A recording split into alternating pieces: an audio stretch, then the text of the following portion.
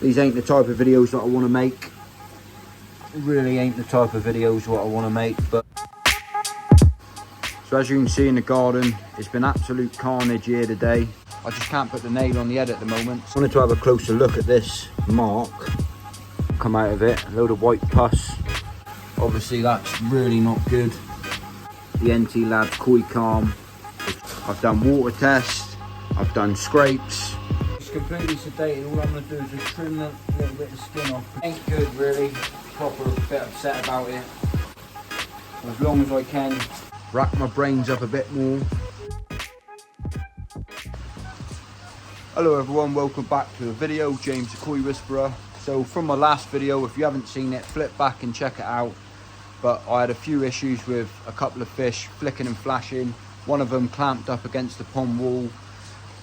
Gonna keep this short and sweet for this video, to be honest with you. It's a bit mumble jumbled. There's a bit of bits and pieces all over here in the video. I'm not going to edit it or do what I need to do, what I normally do to make fun videos, interesting videos, but I've got a problem on my hands and I can't work out what it is. I'll spin the camera around in a second and show you and explain a little bit more, but yeah, ain't the best video I've ever made, and I just can't put the nail on the head at the moment. So the video clips you're about to see is probably a little bit here and there, but I'll try my best to explain what's going on and we'll just go from there. So as you can see in the garden, it's been absolute carnage here today. Been in the filter house, turned it upside down. I've done water tests, I've done scrapes, and like I said, bits and pieces of the information is going to be in this video.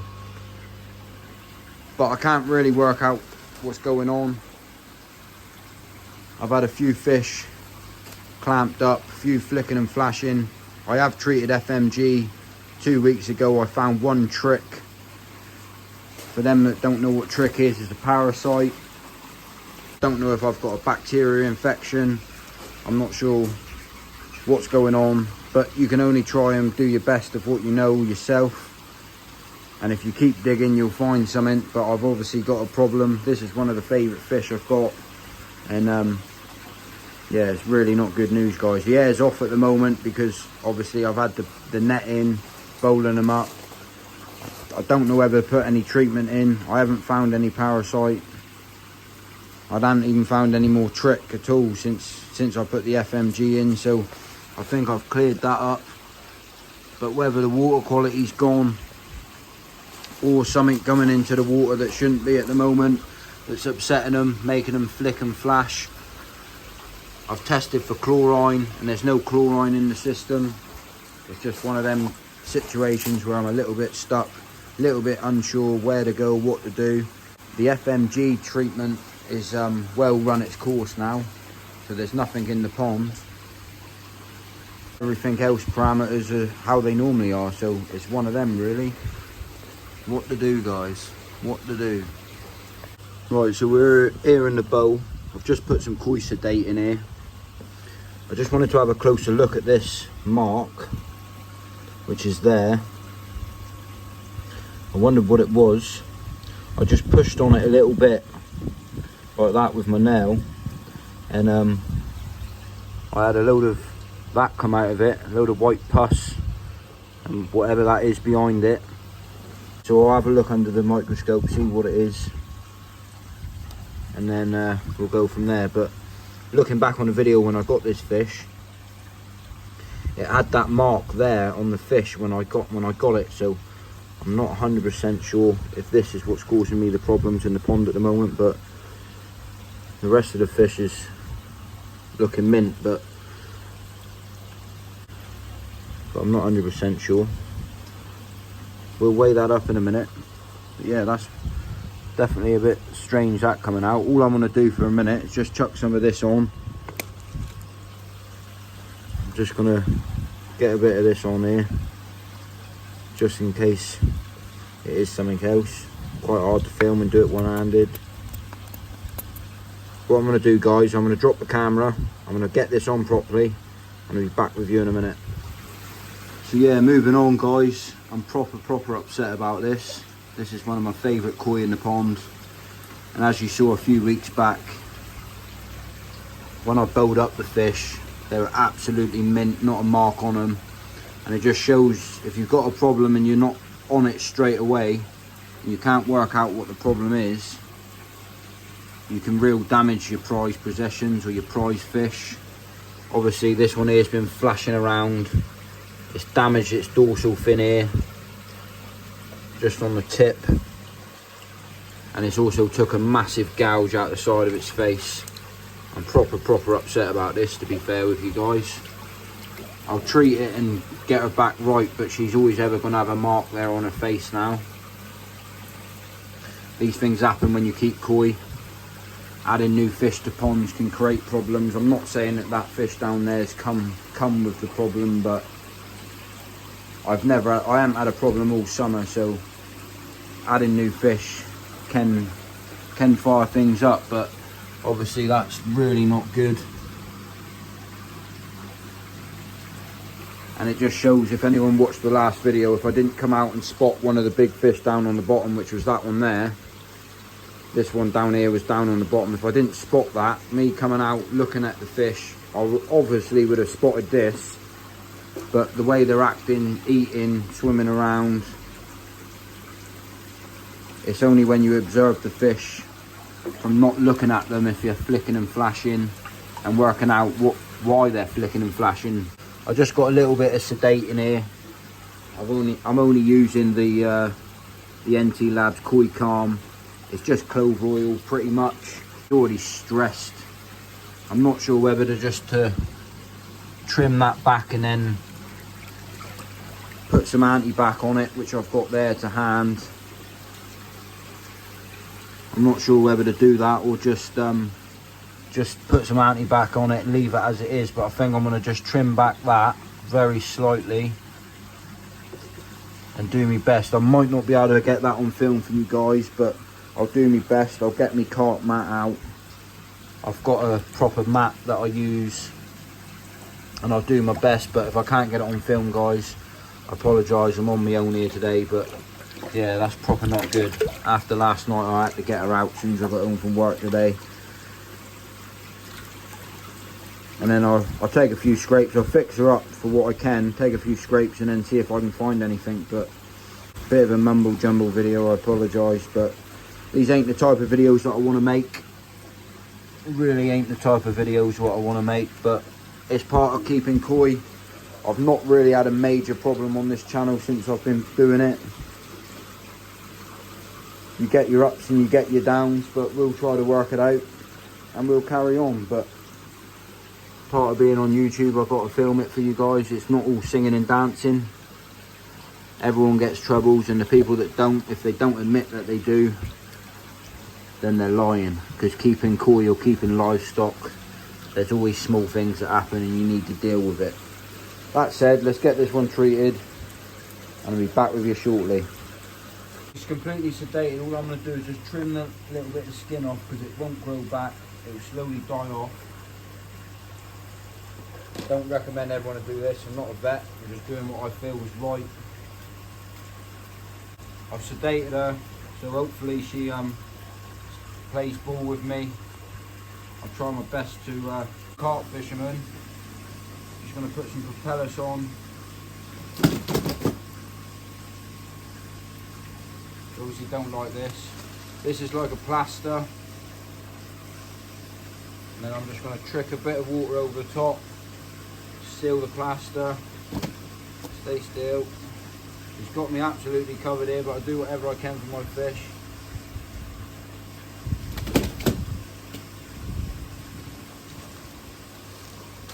Hopefully she sorts herself out, but it ain't gonna, it ain't gonna stop the problem. I'm gonna put a little bit on there as well. Just dry that off with my fingertips. Part of the reason why I don't like taking fish out, because they can cause a problem by injuring themselves while you got them out.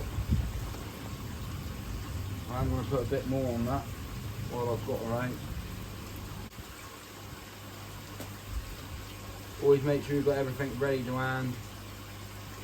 Like I said, this ain't the type of videos I want to be making, but I need to show you koi keeping ain't always singing and dancing. If you don't do nothing about it, it will get worse. Wipe off any of the other stuff. Hopefully that there will help. All I'm going to do now is get her straight back in.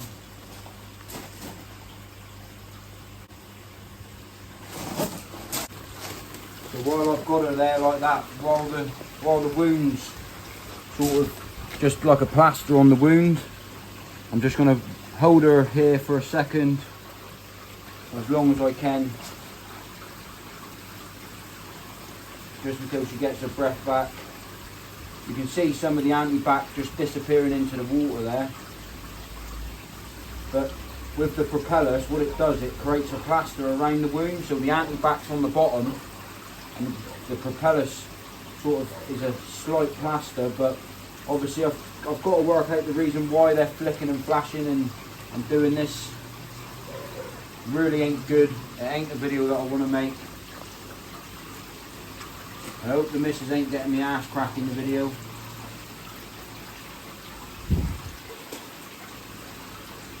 I'm just going to hold her here now until she comes back round. Yeah, so moving on from that, guys. My head's ticking. I'm trying to work out what it is. I can't work out what it is. I've done several scrapes now. I mean, if it was a parasite, I'm sure I'd be able to find it by now. I would have seen it. I know what I'm doing when I'm looking at that microscope. I know what I'm looking for. I've treated for several parasites in the past, and I know what I'm dealing with. I really don't believe it's anything to do with that.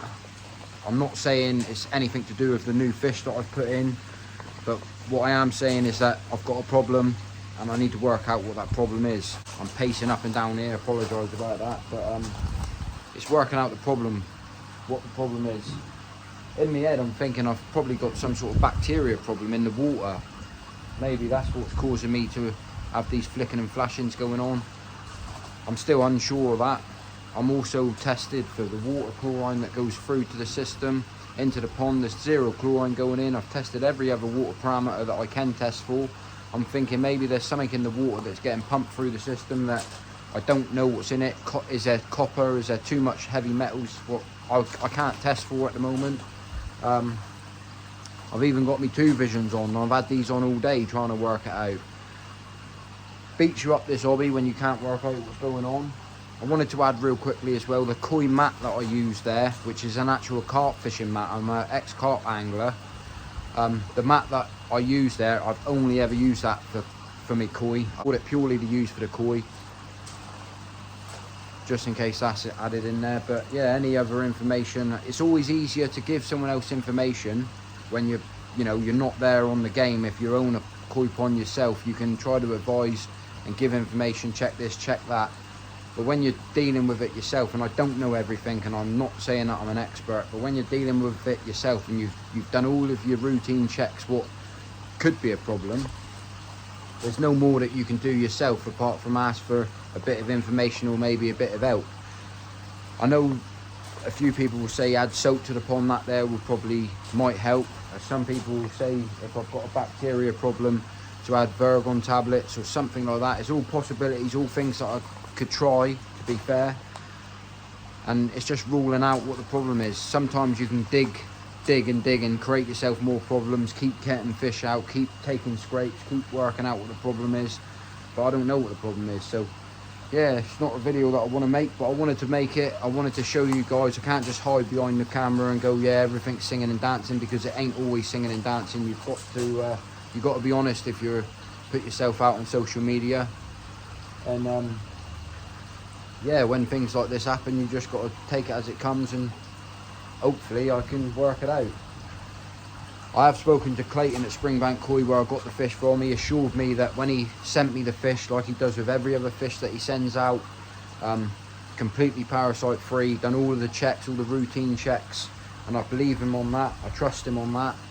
He's been super helpful. He does feel a bit bad that I've got a problem now, but it's like we were saying on the phone earlier on, sometimes just by adding a fish to a pond, the fish that I've got, they might be used to something in the pond, and the fish that I've added might not be used to it. It can trigger bacteria problems. It can make it worse than what it is. There's several things. I can't go in all the detail, but yeah, he's there. He's got my back, so I'm not putting the blame on Clayton at Springbank Koi, where I purchased the new fish from. I'm not doing that whatsoever. But obviously, something that I've done, I've added, something's changed, and yeah, the fish ain't happy. But all I can do is keep my eye on them and see how it goes. But yeah, anyone wants to write any comments, be very much appreciated. Anything that I haven't checked or need to check or I forgot, be very much appreciated. On that note, guys, I'm going to end the video here. Rack my brains up a bit more.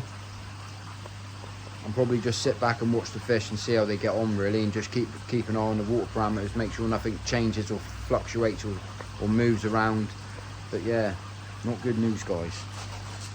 This hobby sometimes can really beat you up. You can have some great times with it, but you can cause yourself a major headache at the same time. That said, yibbida yabbida, jibbida jabbida. I'll see you on the next one.